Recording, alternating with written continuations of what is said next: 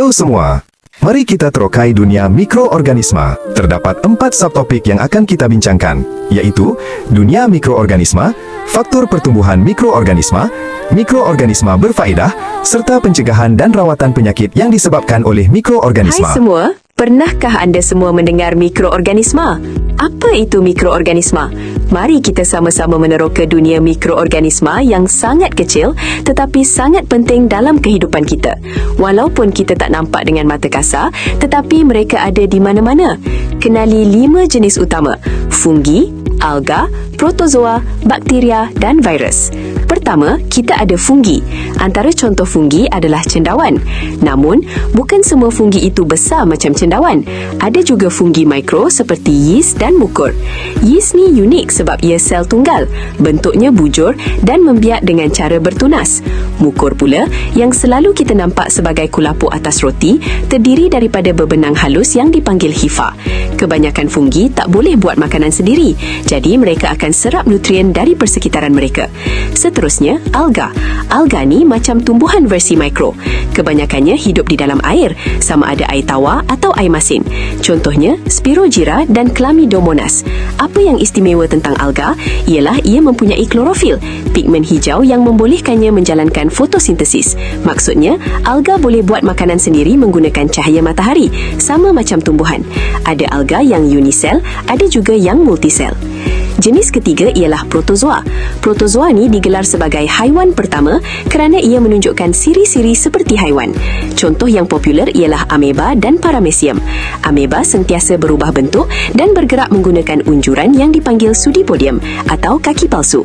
Paramecium pula berbentuk seperti selipar dan bergerak laju menggunakan struktur halus macam rambut yang dipanggil silia. Protozoa biasanya memakan organisma lain untuk hidup. Mikroorganisma yang seterusnya adalah bakteria. Bakteria ada di mana-mana saja, dalam tanah, air, udara, malah dalam badan kita. Saiznya sangat kecil dan ia wujud dalam pelbagai bentuk seperti sfera, rods, pilin dan koma. Bakteria membiak dengan sangat cepat melalui proses yang dipanggil belahan dua. Walaupun sesetengah bakteria boleh menyebabkan penyakit, banyak juga yang bermanfaat. Contohnya, dalam sistem pencernaan, kita membantu melembutkan najis, mengurangkan sembelit dan menguatkan sistem imun. Akhir sekali, yang paling kecil antara semua iaitu virus. Virus ni sangat unik dan ringkas. Ia bukan sel, sebaliknya hanya terdiri daripada bahan genetik, sama ada DNA atau RNA, yang dilindungi oleh lapisan protein. Saiznya sangat halus, lebih kecil daripada bakteria. Ia tak boleh hidup atau membiak sendiri. Ia perlu menjangkiti sel perumah yang hidup seperti sel manusia, haiwan atau tumbuhan dan mengambil alih jentera sel itu untuk menghasilkan lebih banyak virus. Jadi, itulah dia 5 kumpulan utama mikroorganisma. Setiap satunya ada ciri dan cara hidup yang tersendiri. Subtopik kedua, faktor pertumbuhan mikroorganisma. Alia merupakan gadis 17 tahun yang telah dijangkiti penyakit berjangkit. Apabila doktor memberitahu bahawa jangkitan itu disebabkan mikroorganisma berbahaya, Alia tertanya-tanya bagaimanakah mikroorganisma tumbuh. Adakah anda dapat membantu Alia mencari jawapan? Mari kita sama-sama lihat. Tahukah anda terdapat 5 faktor yang mempengaruhi pertumbuhan mikroorganisma? Faktor yang mempengaruhi pertumbuhan atau perencatan mikroorganisma ialah kelembapan. Keadaan yang lembap sesuai untuk pertumbuhan dan pembiakan mikroorganisma. Persekitaran yang kering pula menyebabkan mikroorganisma kurang aktif dan merencatkan pertumbuhannya. Faktor kedua yang mempengaruhi pertumbuhan mikroorganisma ialah cahaya. Mikroorganisma seperti alga mempunyai klorofil yang memerlukan cahaya untuk menjalankan fotosintesis. Mikroorganisma seperti kulat dan bakteria tumbuh dengan lebih baik dalam keadaan gelap. Pendedahan kepada cahaya ultra ungu dapat membunuh mikroorganisma. Faktor ketiga yang mempengaruhi pertumbuhan atau perencatan mikroorganisma ialah suhu. Suhu 35 hingga 40 darjah Celsius merupakan suhu optimum bagi pertumbuhan mikroorganisma. Keadaan suhu terlalu rendah seperti yang terdapat di dalam peti sejuk merencatkan pertumbuhan mikroorganisma. Keadaan suhu terlalu tinggi pula mampu membunuh mikroorganisma. Faktor keempat yang mempengaruhi pertumbuhan mikroorganisma ialah nilai pH. nilai pH 7 ataupun neutral merupakan nilai pH optimum bagi pertumbuhan kebanyakan mikroorganisma. Terdapat sebahagian mikroorganisma yang dapat hidup di persekitaran yang sedikit berasid atau beralkali. Akhir sekali, faktor kelima yang mempengaruhi pertumbuhan mikroorganisma ialah nutrien. Kadar pertumbuhan mikroorganisma meningkat dengan kehadiran nutrien yang cukup. Kadar pertumbuhan mikroorganisma akan terencat walaupun dengan kehadiran nutrien apabila faktor lain seperti kelembapan, cahaya, suhu dan nilai pH adalah terhad. Itulah 5 faktor yang mempengaruhi pertumbuhan dan perencatan mikroorganisma. Seterusnya, subtopik ketiga, mikroorganisma berfaedah. Mikroorganisma memudaratkan atau membantu. Kita sering menganggap bahawa mikroorganisma sebagai berbahaya. Tetapi, adakah anda tahu bahawa banyak yang sangat berguna dan penting dalam kehidupan kita? Dalam industri, yeast boleh membantu dalam pembuatan roti gebu dan minuman kegemaran kita. Manakala makanan seperti keju, yogurt boleh dihasilkan dengan menggunakan bakteria seperti Lactobacillus. Dalam perubatan, mikroorganisma digunakan secara meluas.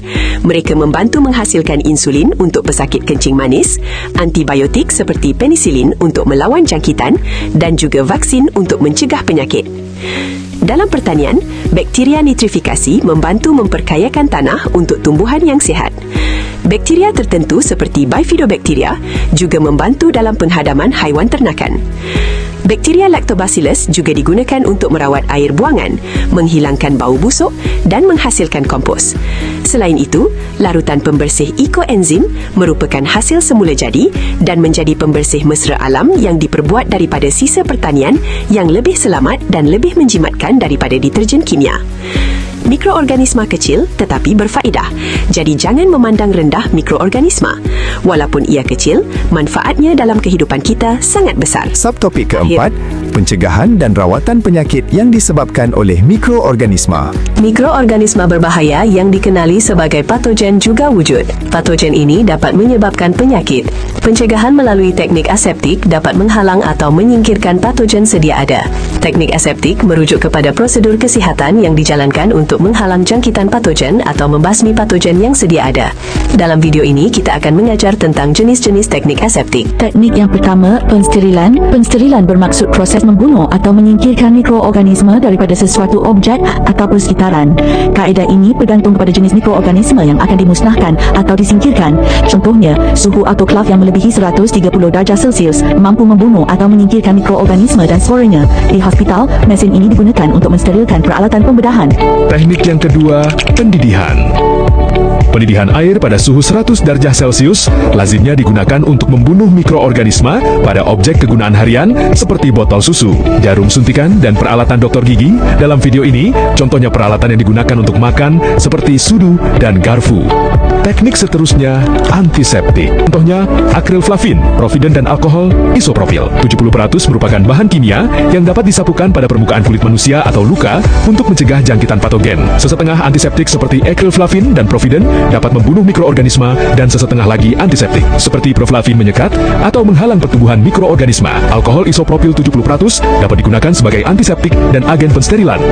Seterusnya, disinfektan. Disinfektan merupakan bahan kimia yang digunakan pada benda bukan hidup seperti cadar, tandas dan kolam renang untuk membunuh mikroorganisma terutamanya patogen. Disinfektan tidak sesuai digunakan pada kulit atau luka.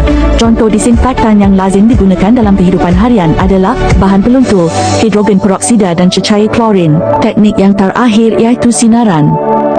Sinaran mengion seperti sinaran ultraungu, sinar X dan sinar gamma dapat digunakan untuk membunuh mikroorganisma. Sinaran-sinaran ini menembusi ke dalam sel mikroorganisma dan memusnahkannya. Sebagai contoh, di hospital sinar ultraungu digunakan untuk membunuh mikroorganisma di dalam bilik bedah. Dalam video seterusnya, kita akan belajar mengenai kaedah rawatan bagi penyakit berjangkit yang disebabkan oleh patogen. Kaedah rawatan bagi penyakit berjangkit bergantung kepada patogen yang menyebabkan penyakit tersebut.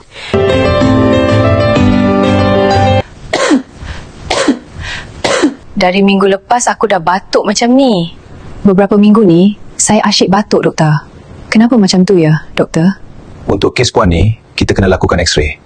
Daripada X-ray, kita akan tahu apa penyebabnya. Berdasarkan X-ray puan ni, puan menghidap pneumonia.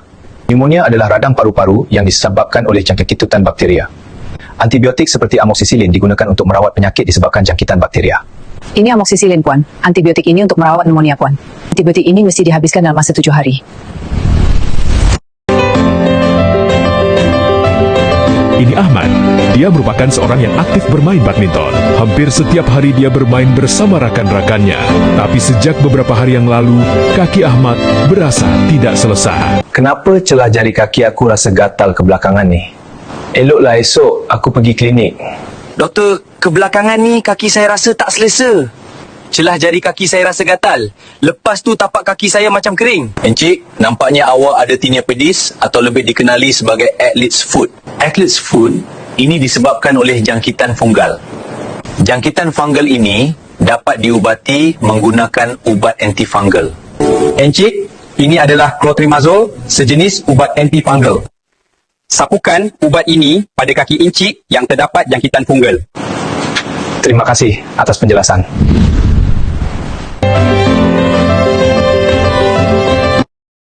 Apa ini? Pedih dan gatal lah. Saya sakit apa, dokter? Serius kah? Selepas pemeriksaan lanjut, Encik menghidapi kayap, sejenis penyakit yang disebabkan jangkitan virus.